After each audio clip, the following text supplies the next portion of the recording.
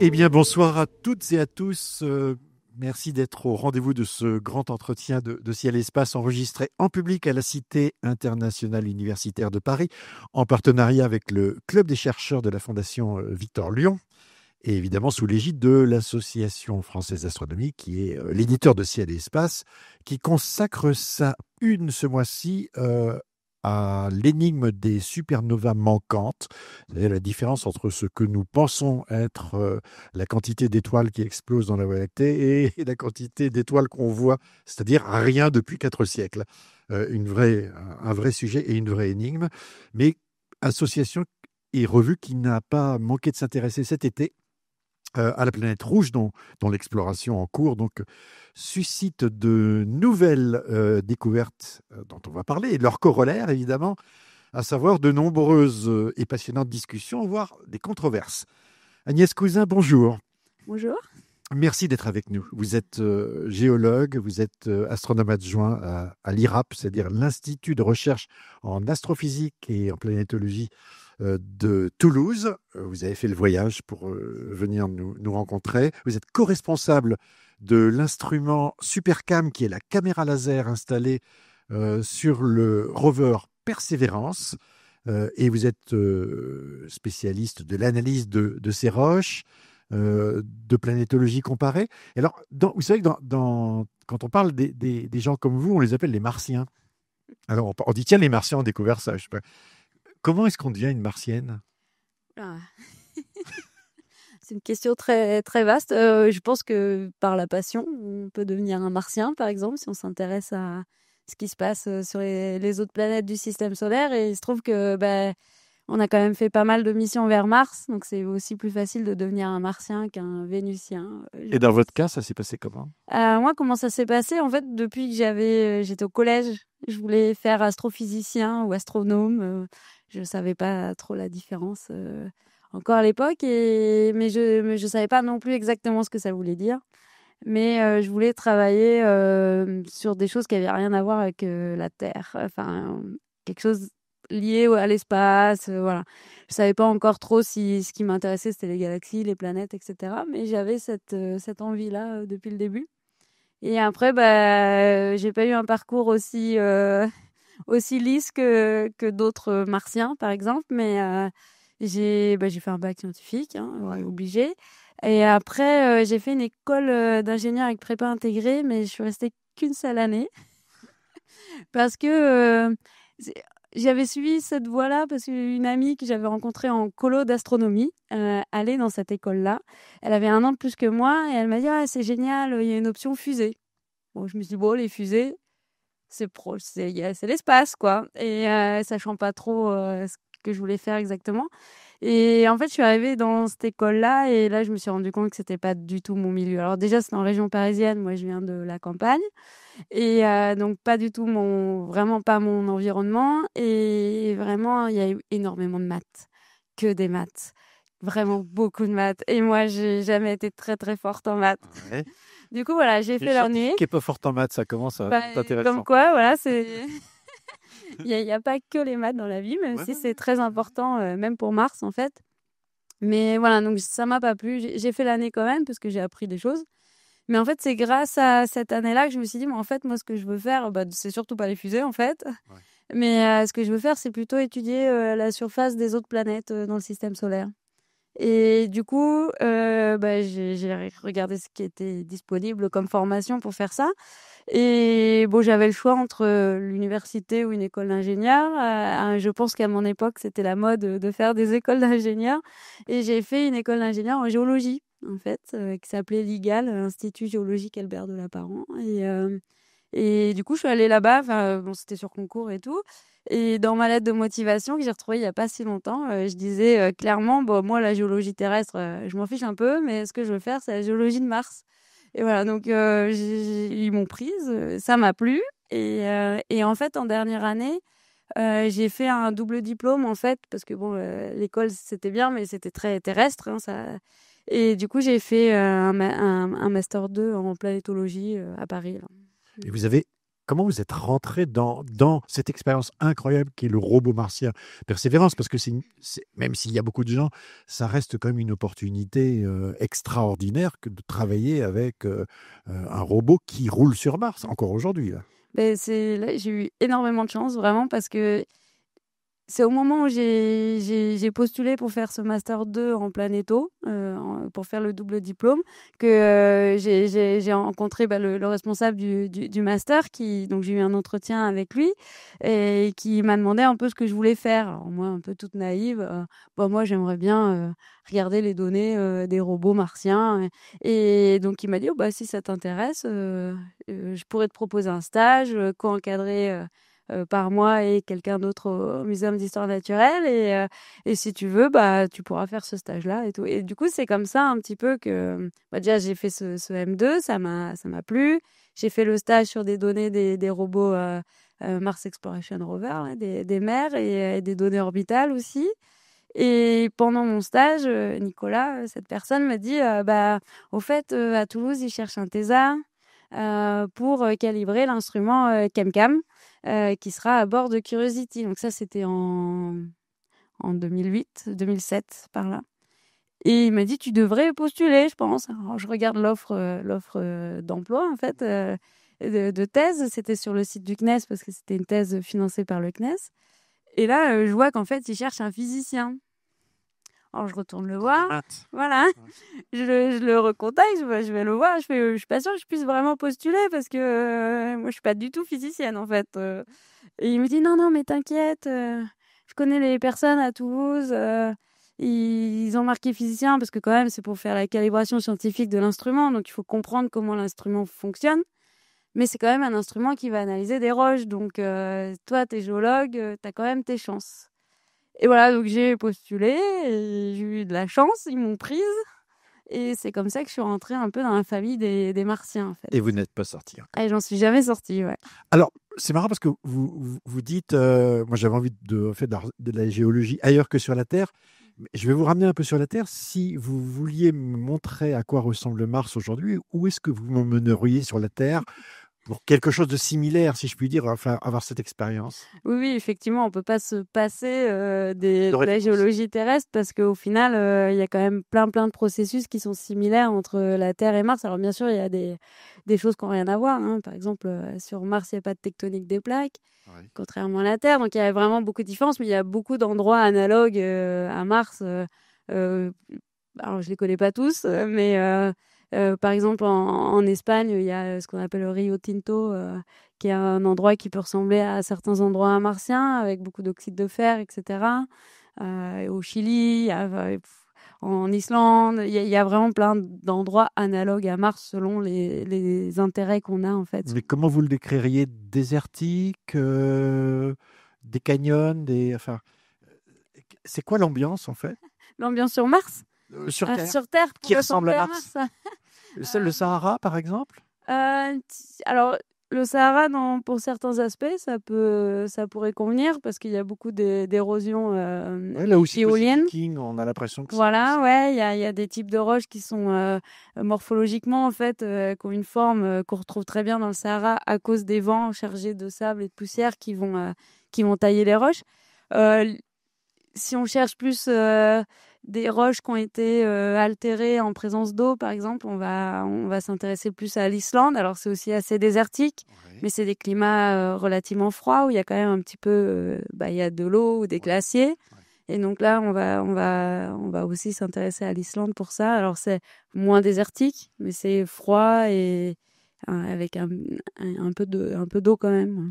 Alors, à chaque fois que je regarde Mars, je me dis qu'on ne saisit pas, quand on est sur la Terre, je dirais les échelles. On a du mal à se faire à cette idée. Alors, je regardais un peu, on a publié un certain nombre de numéros sur le sujet où, alors, si par exemple on avait une boule qui est la Terre, on mettrait 6 fois Mars dedans, en volume. Si on prenait toutes les terres émergées sur la Terre, ça serait l'équivalent de la surface de Mars, etc., etc. En fait, c'est pas un équivalent de la Terre, Mars. Non, pas du tout, non. Ouais, Elle est unique au sens géologique et je dirais même de sa description. Comment vous la décrivez vous-même? Alors, c'est vrai qu'elle est unique parce que, à cause de sa taille, ça implique plein de choses différentes. Donc elle est à peu près 2 fois plus petite que la Terre, effectivement, et son noyau, on sait pas trop, Ouais. et on sait que l'effet dynamo, il a disparu. Enfin, il y a la mission InSight pour essayer de mieux comprendre. Mais, elle a perdu une grosse partie de son atmosphère. Du coup, même si on peut considérer que c'est un peu la petite sœur de la Terre, de par le fait que c'est la plus proche en fait, mais elle est différente non seulement par le climat à cause de l'atmosphère, le changement climatique qui a eu lieu, la géologie aussi très différente.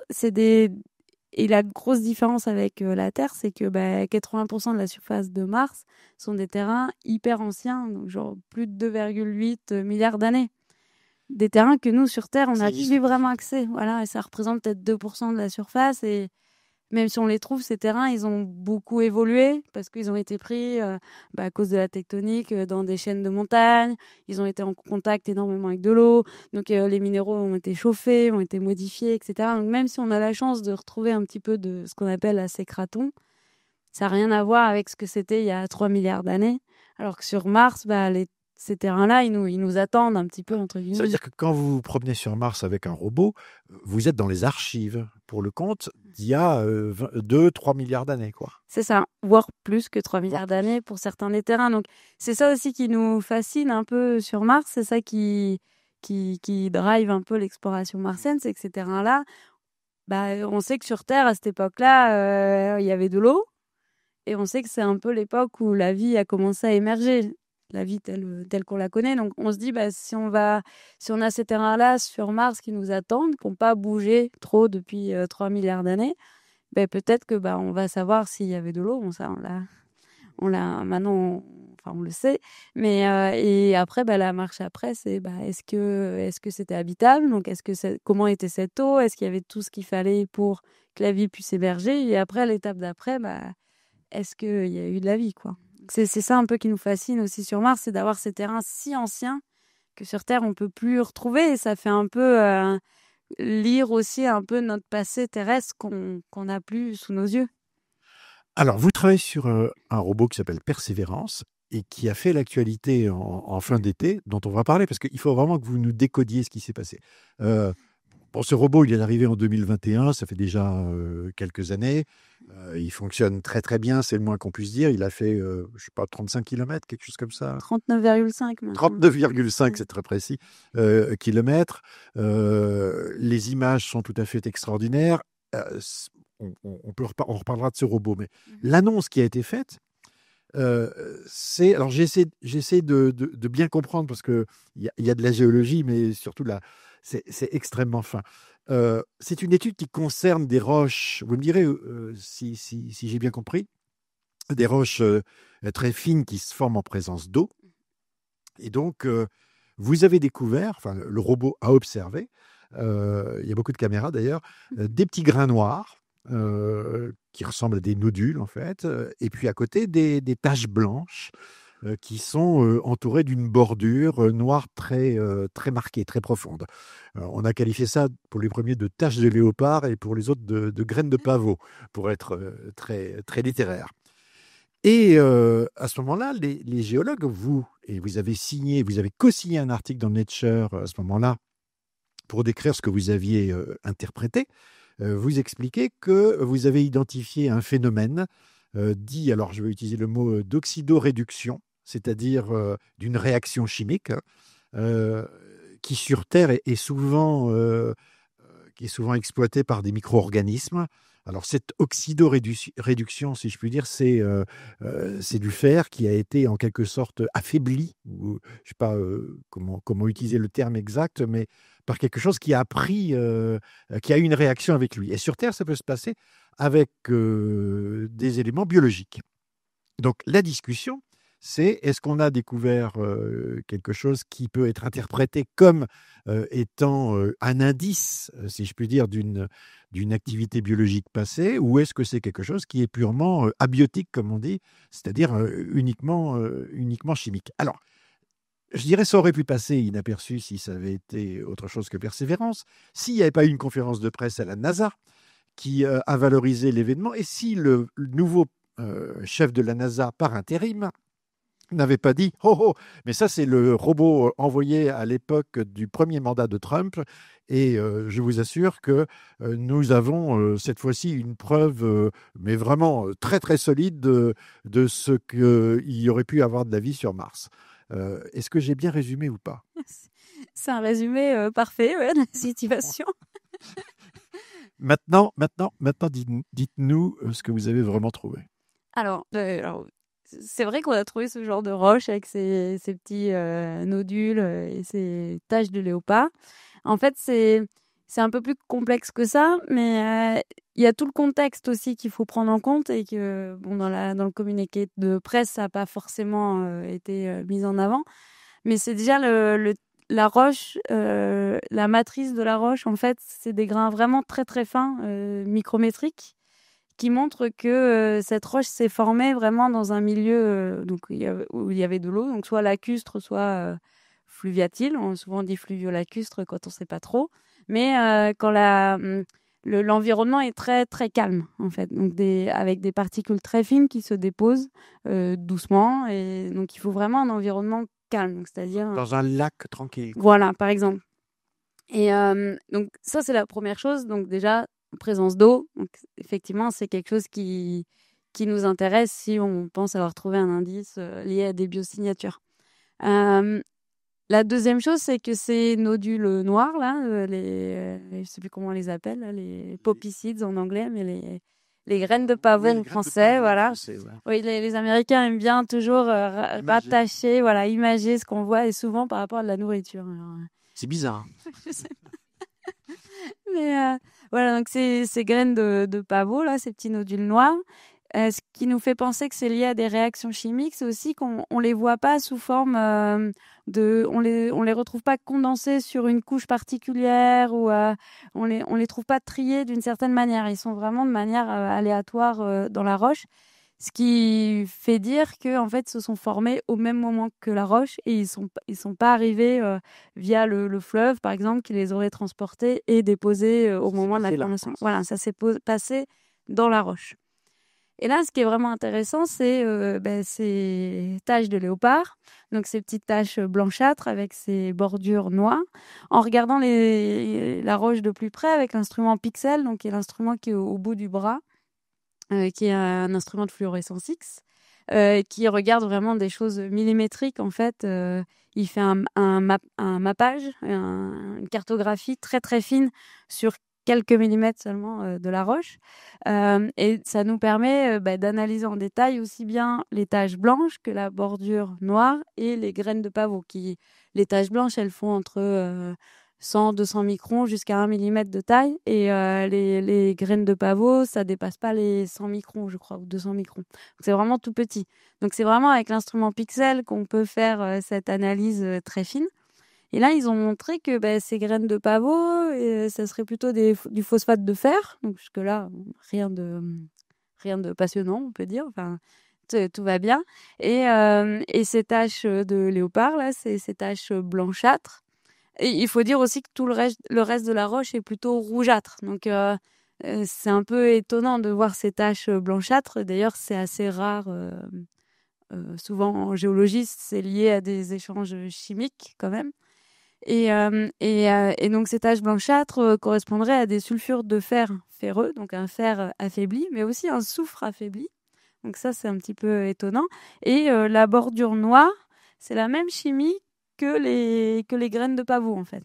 Donc c'est là que ça commence à être intéressant, en fait, et c'est vraiment, on peut expliquer ça via ces processus d'oxydoréduction, c'est-à-dire des échanges d'électrons entre éléments chimiques. Et donc on a arraché un électron au fer et au soufre. Et ça, on l'a déjà vu, par exemple, à Gale, dans le cratère de Gale, avec le robot Curiosity. On a déjà vu des fronts d'oxydoréduction. Y a rien d'anormal à ça et ça peut tout à fait être fait de manière abiotique. Là, ce qui est vraiment intéressant, c'est le contexte, en fait. On a ces processus d'oxydoréduction dans une roche très fine, formée en présence d'eau.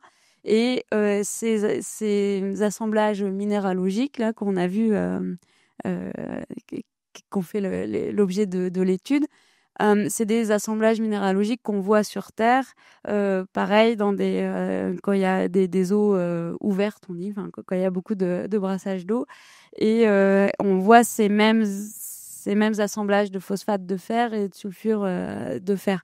Et sur Terre, c'est toujours associé à des micro-organismes. Est-ce que ça veut dire que vous parleriez d'un faisceau d'indices?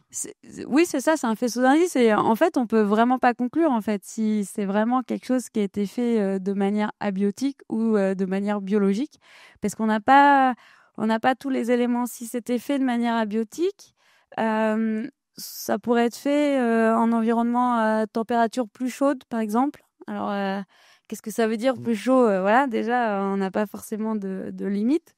Et on a quelques indices qui disent que, bah, en fait, ça aurait pu être à température un peu plus élevée parce que, par exemple, on a vu aussi de la fluorite dans ces roches-là qui peuvent se former dans des températures un peu plus élevées.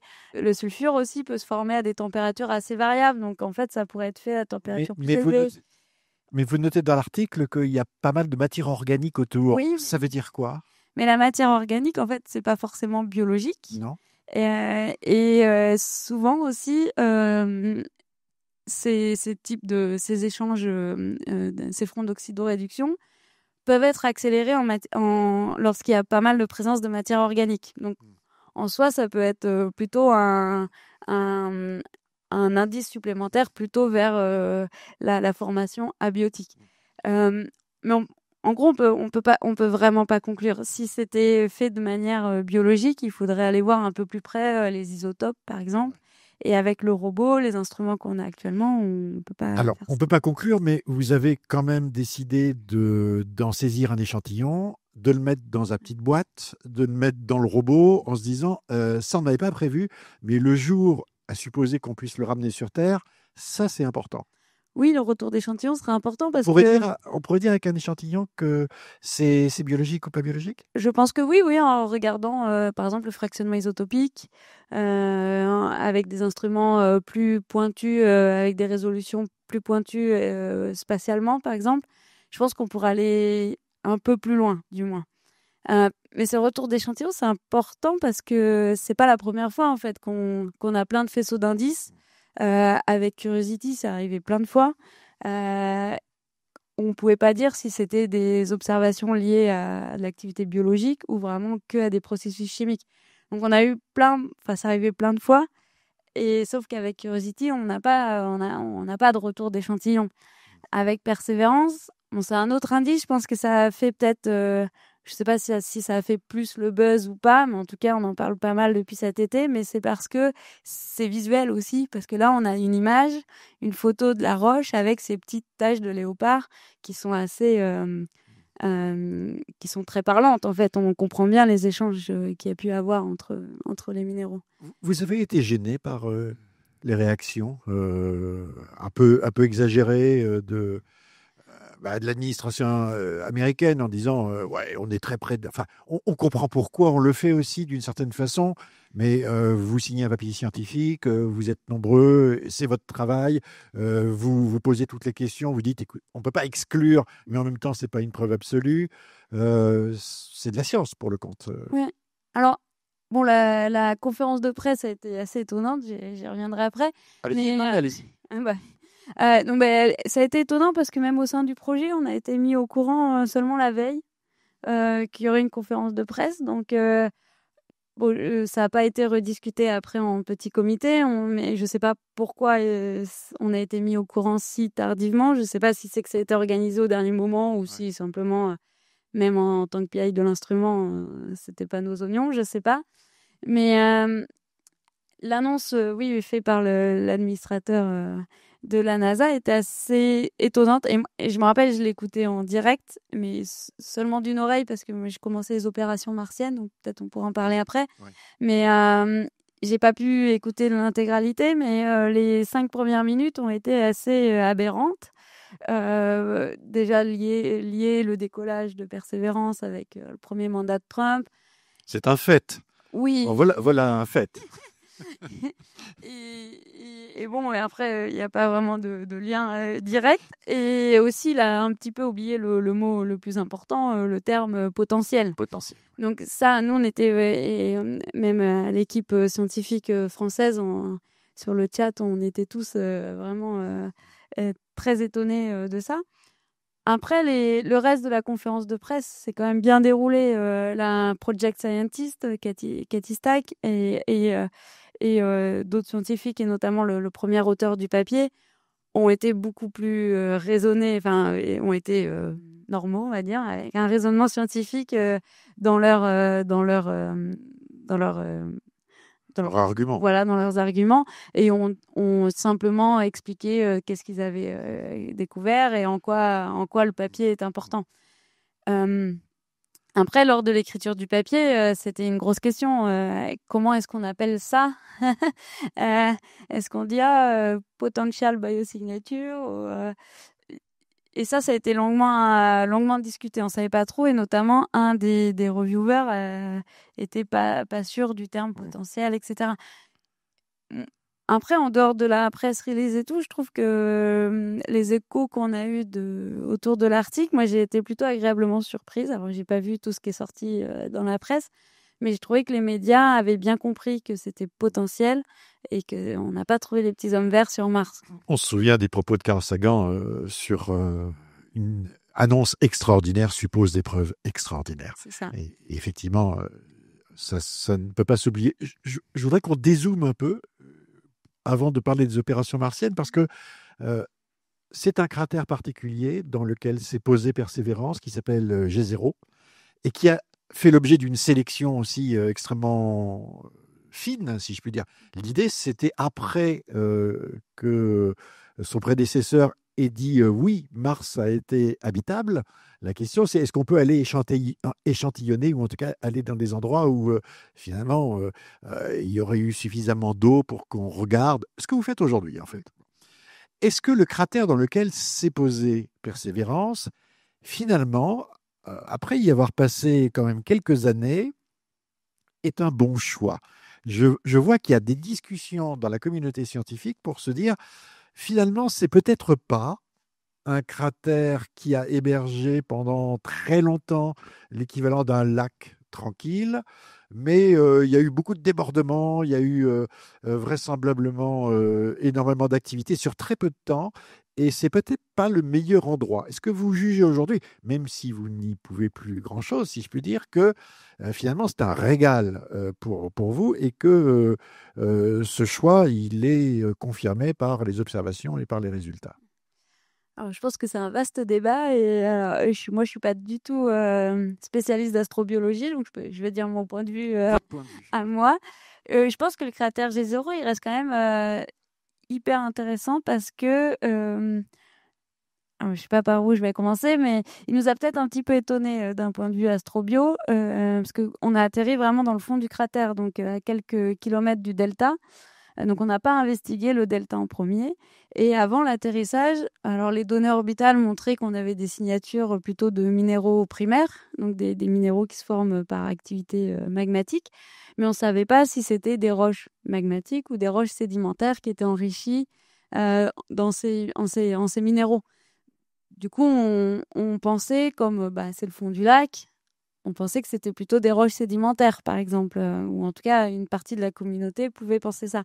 Et au final, on a trouvé des roches magmatiques, et notamment des roches qui correspondent à des coulées de lave successives, et des roches qu'on n'explique toujours pas comment on peut les voir ici, mais plutôt un cumulat, donc plutôt le reste d'une chambre magmatique, par exemple, si on schématise. Donc ça, c'est sûr que niveau astrobiologie, c'est pas du tout l'endroit où il faut aller chercher, essayer de trouver, voilà. Après, le delta en soi, Le delta, c'est là où s'écoule l'eau. Hein, voilà, c'est la rivière. Fleuve voilà, le fleuve ou la rivière quand il est arrivé dans le lac, en se déversant dans le lac, tous les graviers, les sables et tout, tous les sédiments qui transportent, ils arrivent dans le lac, ils restent un peu en suspension et hop, ils retombent et ils sédimentent et ça forme des deltas. Et d'ailleurs, c'est un delta typique des deltas qu'on peut observer sur Terre. Du coup, on comprend bien le mode de formation. Et en observant ce delta, effectivement, dans la dernière partie de vie du fleuve, on voit qu'il y a eu des débits très très forts, suffisamment forts pour transporter des gros cailloux jusqu'à 1 mètre de diamètre, par exemple. Donc, en anglais, on appelle ça les boulders, hein, les gros rochers. Et donc ça, c'est aussi peu avantageux pour aller chercher des traces de biosignatures, des traces de vie passée. Cependant, à la base du delta, on a quand même des roches à grains très très fins, donc qui sont un peu les meilleurs types de roches où on veut aller voir si on veut chercher des traces de vie anciennes, parce que c'est des roches qui sont formées vraiment dans le fond du lac avec des grains de type micrométrique, donc qui préservent assez bien éventuellement ces microstructures ou ces différences de chimie ou en termes d'isotopes aussi. Le problème qu'on a eu avec Persévérance à cet endroit-là, c'est que c'était très difficile de prendre un échantillon parce que comme c'est des roches hyper anciennes qui ont pu être aussi très altérées, etc., en fait, elles sont très friables. Et du coup, quand on fait le forage, la roche, elle n'est pas du tout coopérative et en fait, ça s'effrite. Ouais. Et ça devient un tas de sable. Et du coup, quand on relève le bras, il y a tout qui retombe. Voilà. Donc et en fait, quasiment à chaque fois où on a vu des échantillons vraiment super intéressants en termes d'astrobio, parce que c'était des roches hyper fines, formées dans des conditions parfaites pour espérer avoir des indices de traces de vie passée, on a vraiment du mal à les mettre dans le tube, en fait, parce que ça s'effrite, parce que c'est des roches hyper anciennes. Comment vous datez ? Comment, parce que vous dites c'est 3,2 milliards d'années, mais comment on sait ça ? Comment on fait ? Il y a différentes façons, mais souvent on utilise le nombre de cratères par kilomètre carré, qui est une loi qui a été définie grâce au retour d'échantillons sur la Lune. Aussi, c'est une loi qui a été mise en place sur les données lunaires et après adaptée à Mars. Donc on date comme ça, grosso modo, si je peux dire. La région. Voilà. Et après, une fois qu'on est sur place, on essaye de regarder ce qu'on appelle la stratigraphie des terrains. Donc les terrains les plus bas d'un point de vue en élévation sont normalement les terrains les plus anciens, et les terrains les plus élevés sont les terrains déposés les plus récemment. Donc on date comme ça, après en relatif en fait. Donc là, on n'a pas un âge parfait. Et d'ailleurs, le retour d'échantillons pour ce qui est des roches magmatiques, c'est hyper intéressant parce que là, on va pouvoir faire une vraie datation en laboratoire. Donc une datation quantifiée. Là, vous êtes au fond du cratère en ce moment ? Non, en ce moment, on a fini d'étudier le fond du cratère, on a fini d'étudier le delta, on a fini d'étudier ce qu'on appelait l'unité marginale. Je pense qu'on y reviendra après aussi peut-être pour parler d'habitabilité et de vie passée. Et là, on est vraiment en train d'étudier le bord du cratère. Donc, on est en train de sortir du cratère de Ça va être G0. intéressant, ça. C'est hyper intéressant, ouais. Mais pour revenir au point d'avant sur l'astrobio, peut-être que certaines personnes aussi sont peut-être un peu déçues du cratère de G0 parce que on avait beaucoup d'attentes en explorant l'unité marginale, qui est une unité. C'est quoi l'unité marginale ? En fait, c'est une unité qui est vraiment en bordure du cratère. En fait, on se l'imagine un peu comme étant la plage à l'époque où il y avait le lac, si on caricature un petit peu. Et en fait, d'après les données orbitales infrarouges, on voyait une signature très très forte en carbonate. Les carbonates sur Mars, on les cherche depuis longtemps et on a du mal à les trouver avec les robots. Et même orbital, on en voit assez peu. Carbonate, c'est l'eau aussi. Voilà, c'est en présence d'eau. Et une des hypothèses pour la formation de ces carbonates, c'était que justement, ça peut être des carbonates de bord de plage, en fait, de plage, de bord de lac. Et si c'était le cas, et s'il y avait la vie à l'époque de la formation de cette unité-là, ça serait l'endroit idéal pour trouver des traces de de biosignature. Et en fait, en étudiant cette unité, on s'est rendu compte que ces carbonates, c'est plutôt des carbonates qui sont formés lorsque les roches plutôt magmatiques ont été en contact avec l'eau du lac. Donc, ça les a altérés et en fait, les minéraux primaires se sont transformés jusqu'à former des carbonates, quoi. Donc, c'est pas dans ces carbonates-là qu'on va chercher les traces de vie passée. Ouais, que vous avez trouvé les pavés volcaniques et sous les pavés, la plage. C'est ça. Voilà. C'était pas la vraie plage, attendez. Parlez-moi de la vie sur Mars. Alors, la vôtre, c'est-à-dire comment on vit avec un robot qui travaille. Alors, d'abord, est-ce qu'il travaille 24 heures sur 24? Moi, j'ai vu que la durée d'une journée sur Mars, c'est 24 heures et 40 minutes. Comment tout ça s'organise? Comment s'organise votre vie et les observations avec ce robot dont on imagine que 7 jours sur 7, 365 jours par an, ça ne s'arrête pas? Bah, c'est vrai que notre vie, la vie des Martiens terrestres, tourne vraiment autour de Mars, pour le coup. Alors, notre vie, elle s'organise à travers différentes périodes. En fait, au tout début, au moment de l'atterrissage, on a vécu aux horaires martiens pendant les 3 premiers mois. Donc, c'est-à-dire que quand il faisait nuit sur Mars, c'était la nuit sur Terre, dans notre cerveau. Et voilà. Donc, en fait, on travaillait pendant la nuit martienne, de manière à programmer le robot. Donc, le robot, lui, il pourrait fonctionner de nuit, mais voilà, la nuit sur Mars, il fait très froid, etc. C'est très coûteux en énergie. Du coup, en général, on le fait pas. Du coup, on utilisait la nuit martienne pour programmer les activités du lendemain et recevoir les activités de la veille.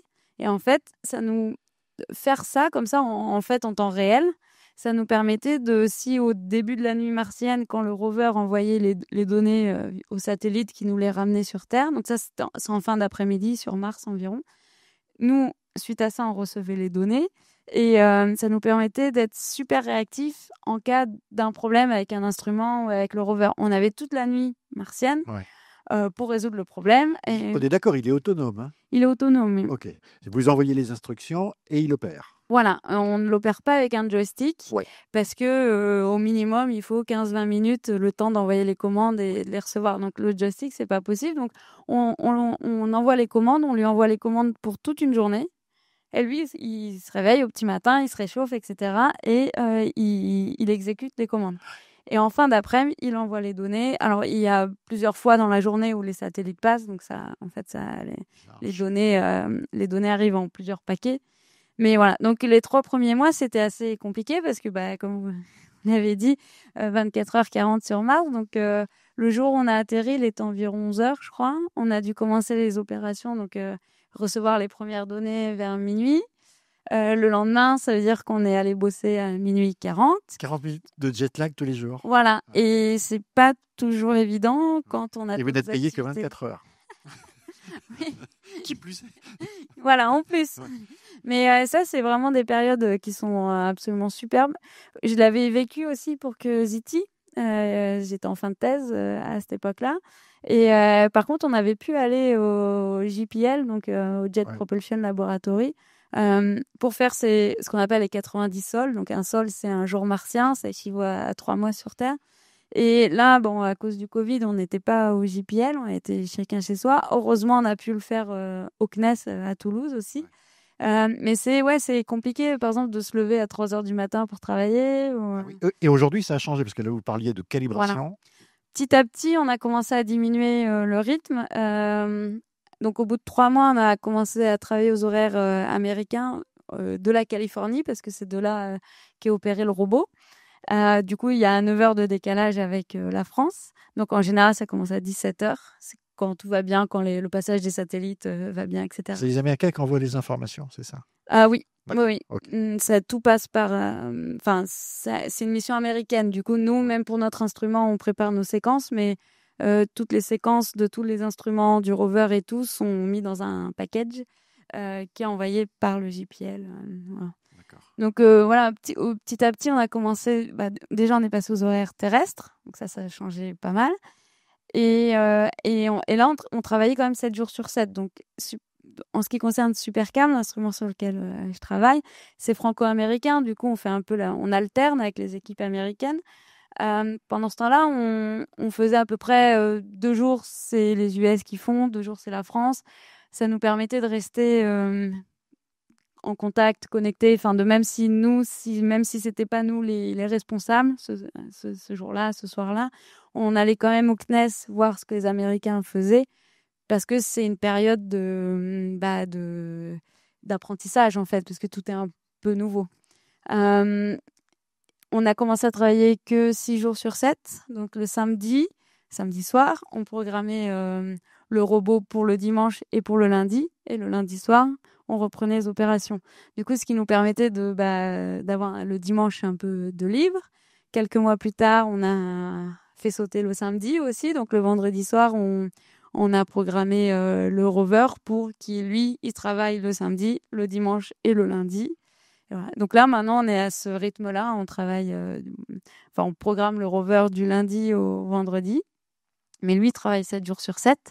Et on échange avec les Américains une semaine sur 2. Une semaine, c'est les Français qui s'en occupent. Une semaine, c'est les Américains. C'est compliqué de travailler parce que c'est une collaboration internationale. Il y a les Américains, il y a des Espagnols, il y a des Français, il y a des Allemands, il y a plein de labos. Comment on travaille tous ensemble en se parlant, en se comprenant, en essayant de faire qu'on soit tous dans la même direction? Il n'y a pas trop de bugs? Alors, c'est vrai que c'est une énorme machine, en fait, rien que dans l'équipe européenne Supercam, donc il y a des Espagnols, il y a 2 laboratoires en Espagne, il y a un laboratoire en Allemagne. En France, à l'heure actuelle, qui travaille encore sur Supercam, il y a 12 laboratoires. Donc Tout le monde reçoit les images? Ouais, tout le monde les reçoit. Et donc, pour faire la science, ou analyser les données, les interpréter, ça marche pas trop mal. Et pour les opérations, c'est organisé différemment. Les opérations, c'est vraiment la NASA, le JPL qui gère. En fait, c'est ce qu'on appelle les project scientists. Et après, c'est organisé en différents étages. Parce que si vous voulez aller là et moi je veux aller là, qui décide? Alors, normalement, c'est un consensus. Il y a quand même des discussions. Si moi, je veux aller là, alors qu'on était censé aller par là, Ouais. je vais le présenter tous les mardis, les jeudis. On a ce qu'on appelle les discussions scientifiques de 18h à 20h. Et c'est là où on peut dire, voilà, moi, j'ai une idée. Je pense que c'est hyper important d'aller là parce que d'après les données orbitales, il y a une roche... on aura des roches enrichies en aluminium, par exemple, ce qu'on cherche particulièrement des fois. Voilà. Donc, il faut essayer de convaincre les gens d'un point de vue scientifique, en qu'est-ce que ça va nous apprendre et à quelles grandes questions ça peut répondre, et d'un point de vue opérationnel, c'est-à-dire combien de jours ça va nous coûter de faire cette petite déviation, combien de jours tu veux rester sur place pour analyser tel caillou, etc. Et avec persévérance, on va très très vite. Et c'est assez rare qu'on ait réussi à faire des détours. Mais ça se passe comme ça. Après, les opérations, en fait, on reçoit les données. On regarde si l'instrument va bien, déjà, ça c'est la priorité. On a une autre personne qui va regarder les données, faire l'interprétation. Et suite à ça, on passe vraiment à l'organisation des activités du lendemain. Donc nous, il y a notre petite équipe Supercam, mais il y a aussi toutes les équipes de chaque instrument, les équipes qui gèrent le robot, les équipes qui vont gérer le bras du robot, etc. Et en plus de tout ça, il y a les personnes qui gèrent la campagne, donc l'endroit où on est actuellement. Il y a des objectifs scientifiques à atteindre. Donc, eux, ils ont vraiment bien en tête qu'est-ce qu'on veut faire à cet endroit-là. Donc, ils sont là un petit peu pour vérifier que les équipes en opération ne décident pas d'analyser n'importe quelle roche non plus. Par exemple, moi, je travaille sur le sable martien. Si c'est moi qui est en pilotage ce jour-là, je vais avoir tendance à dire, tiens, ce petit tas de sable, là, il a l'air sympa, on pourrait peut-être l'analyser. Vous qui cherchez une bonne plage. Voilà. Et là, la personne qui gère la campagne, elle peut dire, ah non, on l'a fait il y a un mois, ton sable, c'est pas la priorité actuelle. Là, on veut plutôt comprendre ce bloc qui est devant nous, il faut faire des analyses là-dessus. Et en plus de ça, il y a aussi ce qu'on appelle les long-term planners. C'est des gens aussi qui sont là pour vérifier que ce qu'on fait en opération, les données qu'on va acquérir, vont essayer de répondre aux questions scientifiques qu'on se pose au moment présent, quoi. Ça vous arrive d'en rêver la nuit? Oh oui. Oh, ce tas de sable, je l'ai laissé passer. Pour différents aspects. Après, des fois, on peut en rêver quand on est en train d'analyser les données et qu'on. Des fois, c'est pas toujours évident de trouver une conclusion. Ou, si les données, il faut les analyser. Des fois, ça peut être un peu technique et on n'arrive pas à faire ce qu'on veut. Donc ça, on peut en rêver de ce point de vue-là. Et aussi aux opérations, il y a quand même une responsabilité. Moi, mon rôle aux opérations, souvent, c'est le responsable en fait des opérations pour être sûr qu'on casse pas l'instrument quand on l'utilise. C'est mieux. Et des fois, les opérations sont compliquées parce que pour se mettre d'accord entre tous les instruments, et des fois, on est très contraint aussi en ressources, en énergie. Et du coup, on peut pas faire toutes les activités qu'on veut. Ou alors, il y a des mouvements de bras et il y a des changements parce qu'au final, on peut pas mettre le bras comme on veut et tout. Et ça, quand ça se passe assez mal et qu'il y a des changements au niveau des mouvements de bras, on est mis au courant assez tardivement dans le système des opérations, ce qui fait que ça peut avoir des impacts sur nos activités à nous, du coup des changements de dernière minute, etc. Et là, il y a toujours le stress d'avoir fait une bêtise. Et là, on en rêve la nuit, surtout que quand on va se coucher à 3 heures du matin après les opérations, quand on se couche tard, on dort pas aussi bien que quand on va au lit tôt. Et voilà. On a parlé de Supercam comme si c'était évident que tout le monde connaisse Supercam. Rappelez juste ce qu'est Supercam et ce qu'il apporte à la mission. Alors, Supercam, souvent on dit que c'est la tête du rover, c'est la boîte qui est en haut du mât du rover. En fait, quand on dit ça, c'est pas tout à fait vrai. La tête du rover, c'est la contribution française et la contribution américaine, en fait, c'est à l'intérieur du rover. Supercam, on l'appelle souvent le couteau suisse de la Planéto parce que comme en fait, l'équipe avait déjà fait instrument ChemCam à bord de Curiosity. On s'est dit, on a utilisé beaucoup le développement utilisé pour ChemCam pour développer Supercam. Et on s'est dit, tiens, on va rajouter quelques techniques. Du coup, Supercam, il utilise 5 techniques différentes. Donc, il y a une caméra qui nous permet de voir où est-ce qu'on fait nos analyses. Donc, c'est une caméra qui zoome énormément sur les roches, mais c'est pas non plus un microscope. Et cette fois, la caméra est couleur par rapport à ChemCam qui était en noir et blanc. On utilise toujours une technique qui nous permet d'avoir la composition des roches, en fait, la composition chimique. Donc, pour ça, en fait, on tire au laser et l'interaction entre le laser et la roche, ça forme une petite étincelle, en fait. Et l'instrument, c'est aussi un télescope. Du coup, on regarde cette étincelle avec le télescope, un peu comme quand on met les yeux dans un télescope pour regarder les étoiles. Sauf que là, c'est pas les yeux qu'on met au bout, c'est un spectromètre qui nous permet de savoir tous les éléments chimiques qui constituent la roche. Donc ça, c'est un peu comme ChemCam. Donc c'est 2 techniques qu'on avait sur ChemCam. Et on en a rajouté 3. On a rajouté l'infrarouge, visible et proche infrarouge. Donc là, on n'utilise pas de laser, c'est simplement la réflexion naturelle de la lumière du soleil qui nous permet de connaître un peu la composition minéralogique des roches. C'est la technique qui est utilisée à bord des orbiteurs, en fait. C'est la première fois qu'on la mettait in situ sur un robot. Donc, c'est bien. Comme ça, on peut comparer les données in situ et les données orbitales. La 4e technique, c'est le raman. Donc là aussi, on utilise un laser, en fait. Mais cette fois, c'est pour connaître aussi la composition minéralogique et moléculaire des roches. Donc, c'est complémentaire de l'infrarouge. Ça nous permet de voir bien aussi les minéraux primaires, donc les minéraux ignés.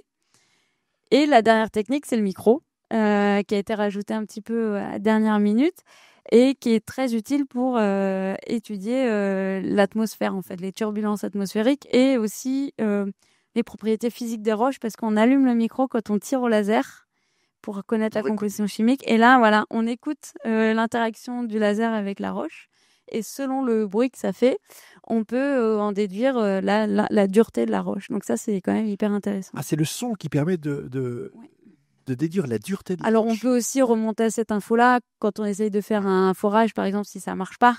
Ouais. Là, on a des infos, mais sans utiliser le bras, on peut avoir une info. Alors ça, c'est un peu... Il faut le faire à la tombée de la nuit quand il y a peu de turbulence. Mais... Dans les couteaux suisses, il y a toujours un tire-bouchon, ce qui sert le plus souvent, d'ailleurs.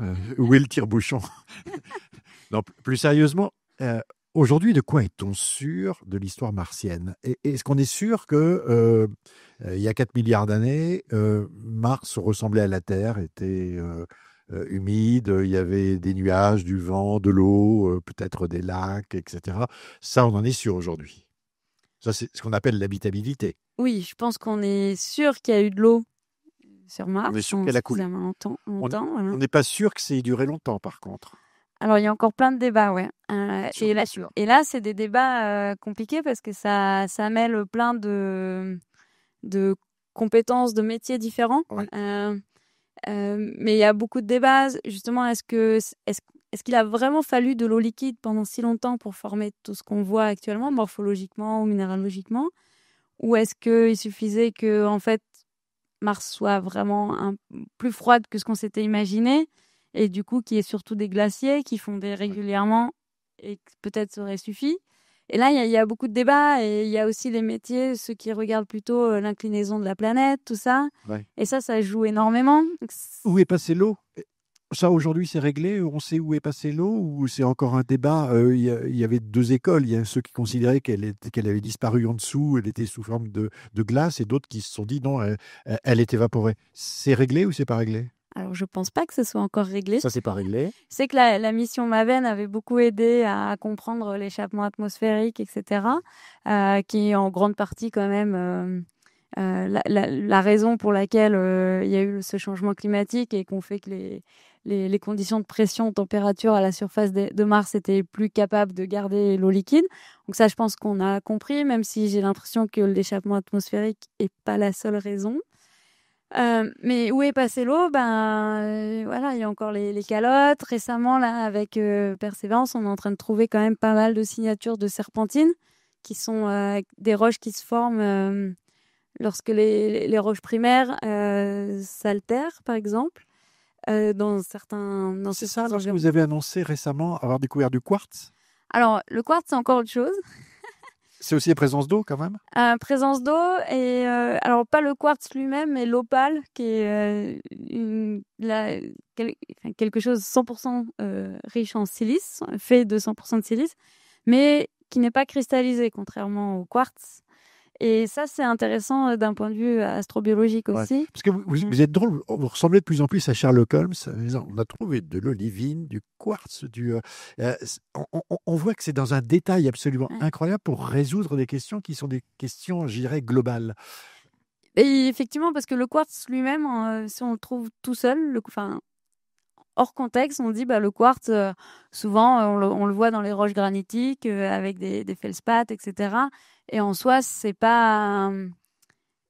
Alors, c'est forcément lié un petit peu à de l'eau, mais là, dans le contexte qu'on a trouvé le quartz, on pense que c'est pas du tout un quartz magmatique, en fait, il n'a rien à voir avec le volcanisme. On pense que c'est un quartz qui s'est formé via des complexes de systèmes hydrothermaux, et probablement un système hydrothermal, donc peut-être suite à un impact, par exemple, ça crée la chaleur, ça crée des fractures, et ça, c'est plutôt favorable à la création d'hydrothermalisme. Du coup, il y a cette eau assez chaude qui traverse les fractures. Et comme on a observé de l'opale et un autre type aussi un peu cristallisé, mais pas 100%, à peu près aux mêmes endroits, on se dit tout ça, c'est lié en fait, et c'est formé par la circulation d'eau chaude. Ces serpentines, c'est un peu différent, mais ça pourrait stocker énormément d'eau en fait sur Mars, donc peut-être que ça réouvre un débat. Voilà. Est-ce que le projet de mission européenne, qui pour l'instant est encore un projet, et qui aurait un robot, donc Rosaline, qui aurait une foreuse capable de descendre à un peu plus de 2 mètres sous le sol, pourrait vous être utile? C'est toujours utile, hein, la recherche. Mais si cette mission se faisait, effectivement, faire des forages jusqu'à 2 mètres de profondeur, ça serait très innovant. En plus, on ferait des analyses in situ dans une chambre très, très hermétique, donc on éviterait les contaminations éventuelles. Oui, ça serait forcément utile. Alors, je vais passer à l'étape d'après. Est-ce que il faut aller sur Mars? Est-ce que les humains doivent aller sur Mars? Est-ce que, en supposé qu'on envoie des scientifiques, parce que quand on a été sur la Lune, c'était la dernière mission où il y avait un géologue. Les géologues sont toujours plutôt sur le strapontin du siège arrière.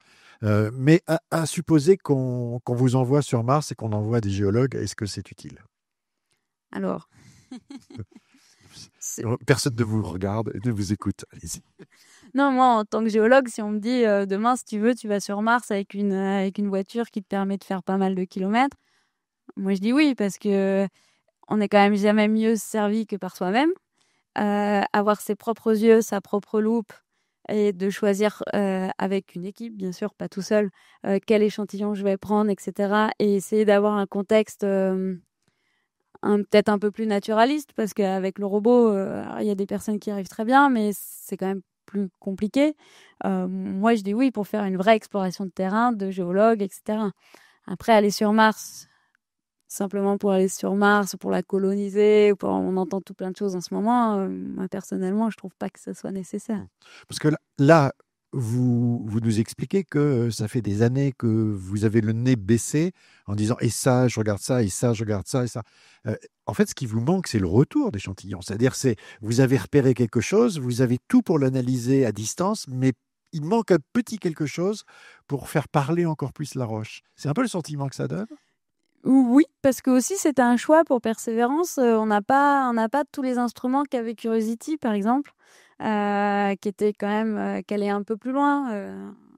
Je sais pas si je peux citer des instruments, mais Non, mais c'est l'idée, quoi. oui, voilà. Et c'était des instruments qui nous permettaient aussi d'aller un peu plus loin, notamment pour rechercher les isotopes, par exemple. Et ça, on n'a pas ça sur Persévérance, et c'est un choix. Parce que il fallait tout le système pour faire les forages, garder les tubes, etc. Donc voilà, donc on peut pas tout faire. L'idée est que les échantillons, avant de les mettre dans le tube, on les caractérise avec tous les instruments qu'on a à bord, qui sont quand même déjà pas négligeables. Hein. On a quand même une bonne compréhension du mode de l'environnement dans lequel les roches se sont formées, etc., de leur minéralogie primaire et secondaire, etc. Donc on a quand même une belle compréhension de l'échantillon. Et maintenant, effectivement, il faut aller plus loin, essayer de les ramener sur Terre et les analyser avec des techniques bien plus... Qu'est-ce que veut dire aller plus loin pour vous avec les robots? Ils sont un peu increvables actuellement, parce que c'est vrai que Curiosity, dont on parle, est toujours en activité. Il s'est posé en 2012. 2012. C'est absolument incroyable. Ça sert. Et il y a encore des informations qui sortent. C'est quoi la prochaine génération? Comment vous l'imaginez? Alors, la prochaine génération, au JPL, côté NASA, ça parle pas mal de la mission Mars Chopper, je pense qu'elle s'appelle. C'est un hélicoptère, en fait, donc parce que Perseverance est arrivé sur Mars avec un petit drone. Ingenuity. Voilà, Ingenuity, qui était vraiment tout petit, mais c'était une démonstration, en fait. Est-ce qu'on est capable de faire voler quelque chose dans cette atmosphère si ténue? Et ça a fonctionné très bien. Il a volé 72 fois, alors qu'on pensait le faire voler que 5 fois. Donc, c'était un succès absolument superbe. Et du coup, suite à ça, une des missions envisagées, on ne sait pas quand et comment, mais c'est vraiment de faire un hélicoptère, donc bien plus gros qu'Ingenuity, avec des instruments scientifiques à bord, pour nous permettre d'étudier les terrains les plus accidentés. Par exemple, j'ai plus le nom en tête, mais les terrains où on pourra jamais aller, comme cette grosse faille là, à peu près. Et ben ça, on pourra jamais y aller avec un. Valles Marineris. Merci, Valles Marineris. Valles Marineris. On pourrait jamais y aller avec un robot, et avec un hélico, ça serait idéal. Après, on a encore plein de belles choses à faire avec les robots là. Et il y a beaucoup de satellites, parce que vous avez des yeux partout quand même. Oui, il y a encore des satellites. Alors, il me semble que justement, à côté NASA, ils veulent, et ESA, pour pas les oublier, l'objectif, c'est de faire quand même, en fait, renouveler un peu la flotte de satellites qui commence à se faire vieux. Donc ça, c'est toujours un projet. Et il y a les Chinois aussi, qui en 2021 ont envoyé leur premier robot martien. Ça a marché du premier coup. Ça a marché du premier coup, ce qui est un exploit vraiment. Ils ont le projet, je crois que c'est dans le milieu des années 2030, donc vers 2035 par là. Ils ont le projet, eux, de faire un retour d'échantillons. Donc pas organisé de la même manière que les missions NASA, mais peut-être que ce sera les Chinois qui ramèneront le premier échantillon. Agnès Cousin, quand vous êtes en vacances le samedi, dimanche et peut-être le lundi, et plus que vous êtes à la campagne, qu'il fait beau et qu'il y a Mars dans le ciel, est-ce que vous vous dites non, je regarde pas, ça m'appelle le bureau, ou enfin, quel est votre sentiment quand vous regardez la planète et vous vous dites c'est là-haut que je travaille, quoi. Ah non, bah, ça ne nous empêche pas de regarder, au contraire. Justement, moi, j'ai ramené mon télescope que j'ai acheté quand j'étais au lycée. Je l'ai ramené chez moi à Toulouse il n'y a pas si longtemps. Il était toujours chez mes parents. Et je l'ai sorti là cette année et ça ne m'a pas empêché. Alors après Mars, moi, c'est un petit télescope, donc c'est pas l'idéal. Mais C'est quoi le Graal pour vous? le Graal, oula.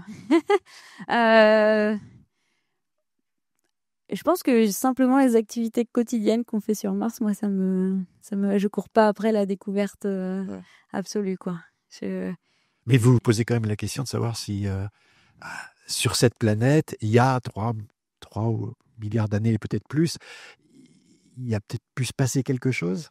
Oui, ça serait le Graal de trouver ça, mais après, C'est la quête qui vous intéresse? moi, c'est plutôt la quête, ouais. Et comprendre comment Mars s'est formé, comment est-ce qu'il y a eu une croûte primitive sur Mars, comment elle était, comment elle a évolué. Moi, c'est plutôt cet aspect-là.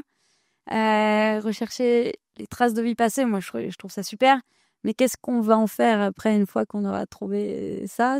Qu'est-ce qu'on fait après? C'est compliqué, quoi. Donc, voilà. Donc, moi, j'aime bien la quête du Graal, ça me va, ça me suffit. Mais merci beaucoup d'être venu nous en parler. Je voulais conclure en citant d'abord un auteur de science-fiction, Ray Bradbury, qui disait Mars est un rêve romantique. Je suis sûr que les hommes vont mettre le pied sur la planète rouge. Pour moi, ce n'est qu'un premier pas avant les étoiles. Le seul danger est le déracinement. Et Bruno Latour, qui est sociologue et philosophe, qui était sociologue et philosophe des sciences, ajoutait ce questionnement: peut-on être humain sans être terrien? Voilà, c'est la Super. leçon. Je vous laisse réfléchir à tout ça et on se retrouve très bientôt. Merci. Merci.